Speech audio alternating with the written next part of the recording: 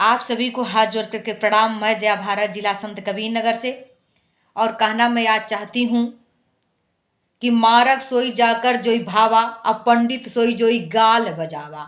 जिसको जो भा रहा है वो कर रहा है, सोच विचार आगे पीछे नहीं कर रहा। व्यक्तिगत अपने लाभ के लिए मैं बात करना चाहती हूँ। ये तमाम ऐसी उपाधियाँ होती हैं, तमाम ऐसे पुरस्कार और तमाम ऐसे सम्मानित पद होते हैं जिससे हमारे देश के जो अच्छे लोग होते हैं उनको नवाजा जाता है। उसमें एक भारत रत्न की पदवी होती है, जिससे जो भारत के लिए, देश के लिए अच्छा काम करते हैं और कहीं न कहीं निष्पक्ष होकर के जो भारत माता के चरणों में सर्वस्व न्यौछावर करने का काम करते हैं, चाहे वो अपने लेखनी के माध्यम से, चाहे अपने विचार के माध्यम से, चाहे अपने शरीर के माध्यम से, चाहे किसी भी, उनको उस तरह से सम्मानित किया जाता है। लेकिन आज जिस तरह राजनीति का कार्ड खेला गया, मैं बात करना चाहती हूँ परम आदरणीय आडवाणी जी को भी, लाल कृष्ण आडवाणी जी को जिस तरह से भारत रत्न की पदवी दी गई, तो मैं पूछना चाहती हूँ कि किस उपलक्ष्य में दिया गया, क्यों गया। आप अगर इतना उपयोगी इनको समझ रहे थे, इतने अच्छे थे, तो जब आप संसद का उद्घाटन कर रहे थे तब क्यों नहीं बुलाए। जब मंदिर का प्राण प्रतिष्ठा हो रहा था तो चंबक राय वहाँ के जो मेन अध्यक्ष हैं, उन्होंने कहा, रामानंदी जो मठ के इस समय अध्यक्ष बनाए गए हैं, उन्होंने कहा कि भाई उन लोगों को कार्ड नहीं जाएगा। मुरली मनोहर जोशी जी को और लाल कृष्ण आडवाणी जी को अंत में तमाम लोगों के दबाव से गया। तो मैं बात करना चाहती हूँ कि क्यों और इतने जल्दी इस तरह से कार्ड क्यों खेला गया कि उनको भारत रत्न की उपाधि दी जाती है। भारत रत्न की उपाधि जानते हैं किसको दिया जाता है? ये किसी सरकार का जागीर नहीं है कि जो शासन सत्ता में बैठा हो चाहे अपने लोगों को, चाहे जैसा कोई हो उसको दे दे। क्या किया था इन्होंने? हम 55%, 55 क्या 65% हम बैकवर्ड समाज के साथ कितना बड़ा धोखा किया था। जिस समय बीपी सिंह और अर्जुन सिंह ने वो मंडल ला करके हम लोगों के आरक्षण की बात कर रहे थे, उस समय एक कमंडल उठा लिया, अपना रथ लेकर चल दिए। उस समय ये डिप्टी प्राइम मिनिस्टर थे, उस समय इन्होंने उसको दबाने के लिए काम किया। और जहां जहां भी गए, इनका जहां जहां भी रथ गया है पूरे भारत में, हर जगह नरसंहार हुआ। तो जो आदमी अपनी सत्ता को, अपनी रथ को लेकर चले और रास्ते में नरसंहार हो, और वो भी नहीं कि चलो देश आजाद करने के लिए हो रहा है, वो भी नहीं चलो राष्ट्र बनाने के लिए हो रहा, वो भी नहीं किसी की किसानों की समस्या को लेकर हो रहा, मात्र रथ लेकर के किसी की कमंडल को रोकने, मंडल को रोकने के लिए कमंडल की राजनीति करने चले गए। और वो 27 पर आरक्षण की रोक के नाते मैं बधाई देना चाहती हूँ बीपी सिंह जी को, जिन्होंने इतना महान काम किया। उनकी कारवा को रोकने के लिए काम किया गया। कहीं न कहीं जा करके जब ये पहुंचते हैं बिहार में उस समय वर्तमान में सरकार थी लालू यादव जी की, और लालू यादव जी ने जिस तरह से उनके रथ को रोकने का काम किया, अपने भाषण में लालू यादव जी ने कहा था कि एक प्रधानमंत्री की जान की जो कीमत होती है, एक मुख्यमंत्री की जान की कीमत हो जो होती है, वही कीमत एक आम जनता की होती है। और ये रथ लेकर चल रहे हैं, जहां भी जा रहे हैं, कहीं 15 लोग, कहीं 100 लोग, कहीं 200 लोग, कहीं 300 लोग, इस तरह से लोग मारे जा रहे हैं, फिर भी ये रुक नहीं रहे हैं। क्योंकि इनको रुकने का ये मतलब कि कमंडल की राजनीति को, ये मंडल को खत्म करना चाह रहे थे। इतनी गलत सोच को व्यक्ति को, और ये इस तरह से भारत रत्न की उपाधि दी जा रही है। उपाधि तो देना चाहिए था इनको, लालू यादव जी को, जिनको बार बार जेल में घुसा जा रहा है। क्यों घुसा जा रहा है? उन्होंने तो कहा था, इतना सुंदर भाषण दिया था कि एक किसान का, एक आम जनता का और प्रधानमंत्री का बराबर हक जान की कीमत होती है। लेकिन ये नहीं समझ रहे थे, अपने रथ पर बैठ के जा रहे थे, रास्ते भर कत्लेआम कराते पहुंच गए।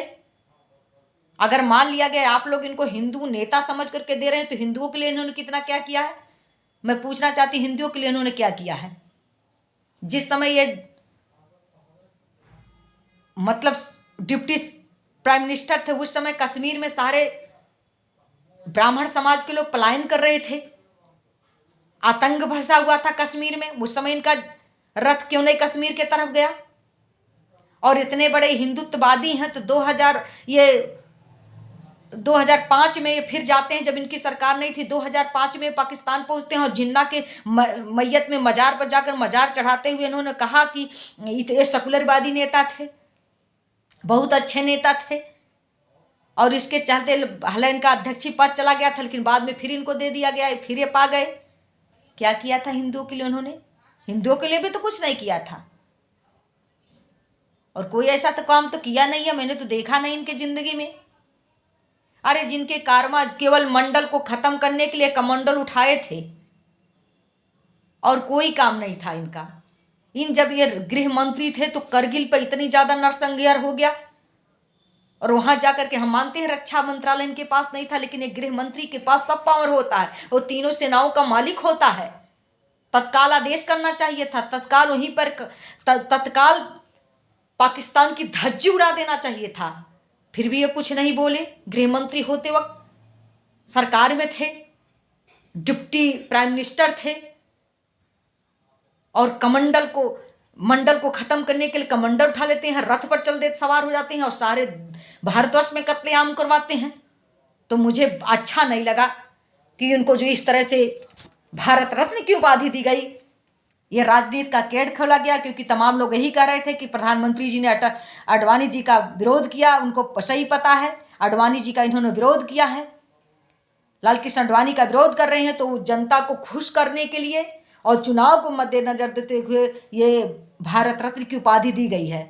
अब मैं कहना चाहती हूँ प्रधानमंत्री जी से, भारत रत्न की उपाधि आपकी जागीर नहीं है, ये संविधान में उस व्यक्तियों को लिखा गया देने के लिए जो देश के लिए, समाज के लिए, जाति धर्म मजहब से उठ करके देश और समाज के लिए कुछ कर गुजरे। ये नहीं आतंक करवाए, ये नहीं किसी के अधिकार को रोकने के लिए अपना बहुत बड़ा जलसा लगा दे, ये नहीं कि हम हिंदुओं के राजा हैं, हम हिंदुओं को बचाने चाहते। और जब कश्मीर में तमाम पंडित लोग मारे जा रहे थे तो इनकी रथें नहीं उधर गया। तो मैं देशवासियों प्रदेशवासियों यही कहना चाहती हूँ, भारत रत्न की उपाधि के हकदार नहीं है। अगर कोई हकदार है असली इस समय, तो मैं बता देना चाहती हूँ कौन हकदार है।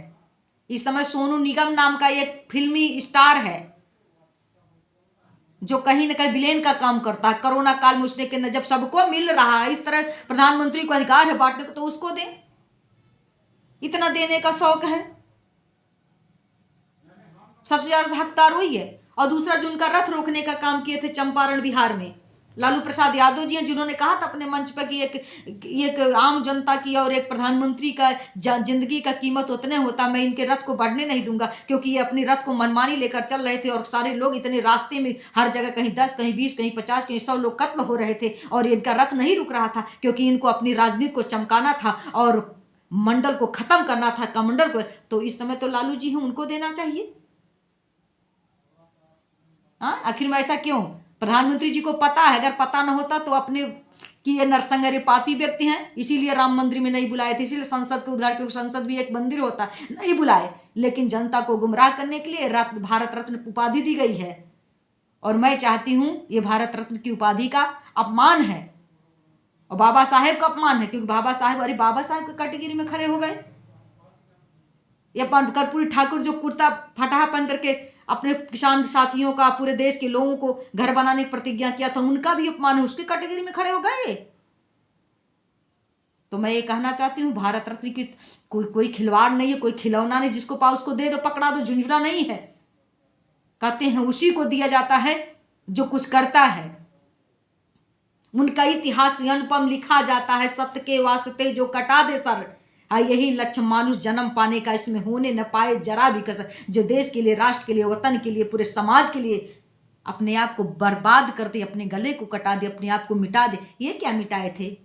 ये तो मंडल को खत्म करने के लिए कमंडल की राजनीति किए थे। और जब किसान ये नेता बनते हिंदुओं की, जब कश्मीर में हिंदू समाज के लोग मार जा रहे थे तो चुप बैठे हुए थे, जाकर जिन्ना की मजार पर चढ़ाकर कहते हैं ये सेकुलरवादी था। ये मौका परस्त ऐसे व्यक्ति को भारत रत्न करके, भारत रत्न की जो सम्मानित पद होता है उसकी गरिमा को खत्म करने का काम किया। हालांकि प्रधानमंत्री जी वोट का खेल खेल रहे हैं, खुश करना चाह रहे हैं इनको, तो खुश किसी माध्यम से और कर देते आप।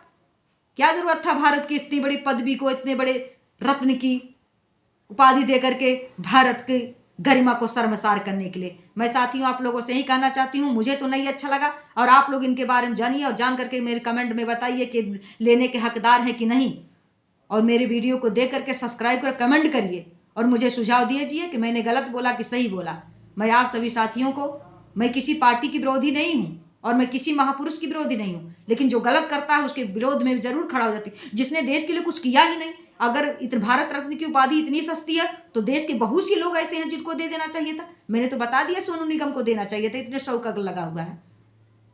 तो मैं आप लोगों से यही कहना चाहती हूँ, हाँ अगर सही है तो आप लोग कमेंट में लिखकर बताइए, अगर गलत है तो गलत बताइए और मैं फिर आप लोगों से बात करूंगी। और मेरे वीडियो को देखें और सब्सक्राइब करें।